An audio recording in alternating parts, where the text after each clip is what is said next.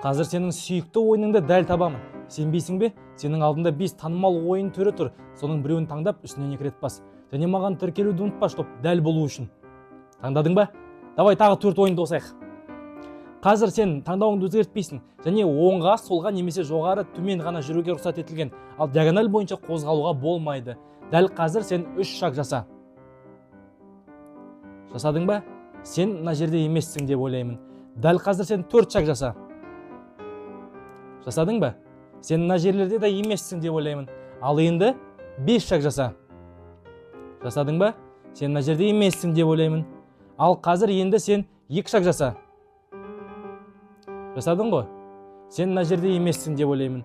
Енді ең соңғы 1 шаг жаса. Жасадың ба? Давай келісейік. Егер мен дәл тапсам, сен маған тіркелесің. Келістік па? Сенің таңдауың ол мынау.